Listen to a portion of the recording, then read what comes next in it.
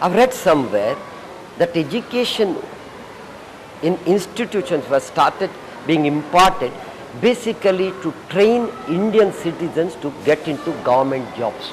That was the only purpose at that time. I think we still have that kind of an attitude when we give education to the children.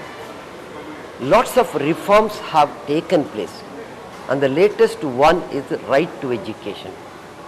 Let me admit, I haven't read that yet, but still a glance through it in the newspaper reports. You know, whatever the education policy, the people who implement these policies are the teachers, and they require a supporting hand. That should be of parents. How many schools in this country have parents' involvement in running the school? I'm told many schools have parent-teachers associations. But what is the responsibility that the community is discharging in a local school? So, you know, we are into democracy. It's more than 60 years now. In democracy, we have a three-tier system. We have the central government, the state government, and the local self-government. When we ask people, if you want to go to America, do you want to go to America? Many people say, yes, I would like to go to America. You ask them one more question, why do you want to go to America? They say, life is very comfortable there. They have good roads, beautiful malls. You can drive anywhere. There is no crowd. Everybody is happy. Good income. Don't you have any such thing in this country? Ask any children. Do you think that the country is great? I'll tell you, all the children with both their hands, they go up, yes, our country is great. But ask them one more question. Do you think our leaders are great? I don't think any hands will go up. So, this country is led down by the people who are leading. I feel that they should learn from the children. I have many such experiences. One experience I would like to share with you. And as a journalist, I've gone with 3 Prime Ministers of India outside the country on their foreign trips. And one experience, it was during Rajiv Gandhi's prime. I loved him. He was the most handsome man. And you know, I got an invitation to travel with him to Sweden. I was in the aircraft. While coming back after 5 days conference, there is a press conference of our then Prime Minister, late Mr. Rajiv Gandhi, and I went there. There was no place for me to sit. I was a bacha. So our senior journalists were sitting there, and they all talked to him at one-to-one level. They are all Delhi journalists. They knew him personally, and he knew them by name. I was the only journalist from down south. I was meeting the Prime Minister for the first time. I was all excited. And the press question and answer was going on. They were about to get up. Then I said, first time in my life I got an opportunity to talk to my Prime Minister. So I shouldn't waste it. I said, Mr. Prime Minister, I'm Ishwar from Bangalore. I have a question. He said, yes. I was so happy, the smiling face. I asked him a question.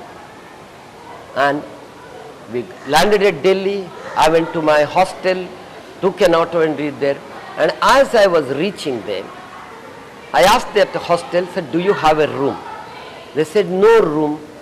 Said, when can I get a room? That was a hostel, inexpensive lodging. Then I said, I don't have a booking. He said, you will have to wait until tomorrow morning at 10 or you better move out of this place. Look for accommodation elsewhere. I said, I do not know anybody in Delhi. Would you mind if I sit in your sofa? I'll keep my luggage here. Wait until tomorrow morning, then move out. He said, that's okay. I sat there. He went inside. It was midnight when I landed. It was around 2 a.m. He went inside, came out running. He said, are you the guy who is with the Prime Minister on the TV right now? I said, no, I'm sitting here. Those days we had only Doordarshan. He said, come. By the time I went there, That shot had been over, the 3 minutes visual bite. I saw it the next day. It was me asking question to Rajiv Gandhi and Rajiv Gandhi answering back. The 3-minute interaction had gone on Doordarshan. He said, you travelled with Rajiv Gandhi. And I felt so proud. ಕನ್ನಡದಲ್ಲಿ ಹೇಳ್ತಾರಲ್ಲ ತಲೆ ಮೇಲೆ ಕೋಡು ಬಂತು ಅಂತ, ಹಾಗೆ ಈ ದೇಶದ prime ಮಿನಿಸ್ಟರ್ನ ಪ್ರಶ್ನೆ ಮಾಡಿ ಇಡೀ ಜಗತ್ತಿಗೆ ಟೆಲಿವಿಷನ್ನಲ್ಲಿ ಅದು ಪ್ರಸಾರ ಆಗಿದೆ ಅಂತ ಜಂಬದಲ್ಲಿ ನಾನಿದ್ದೆ. I was very proud. Late after 6 months, I had come down to my hometown. I was traveling in Beltangadi. I was going on a scooter. The scooter broke down. There is no help anywhere around and it was a remote village. Imagine 25 years ago. And I was wondering what to do. I kicked the scooter, pushed the scooter, it wouldn't move. Then finally I looked around. At a distance there was a hut. There is a young girl rolling beedies. She had a veil on her head. I went there. Illi garage ellide gottidya? She looked at me. Of course there is a garage 15 kilometers away in the town. Go there. And next to a hotel, she gave an exact description of the garage. I said, how do I go there? She said, catch a bus. There are plenty of buses going up and down.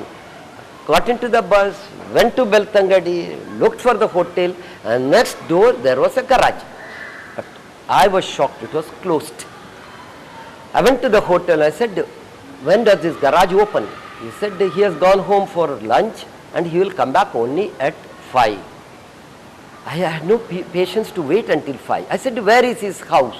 He said, take a bus 15 kilometers away. There is one tree and there is a house. That is his house. I remember that's exact place where my scooter had broken down. Got into a bus. I was feeling so upset about that little girl. I thought, how is that she didn't tell me there is a mechanic right in that place, either her house or some next door houses. Then I came back, got down after 1.5 hours. She was still sitting there rolling the beedies. She smiled at me. I was furious and I asked her, you knew there is a mechanic here? Yes. He is my father.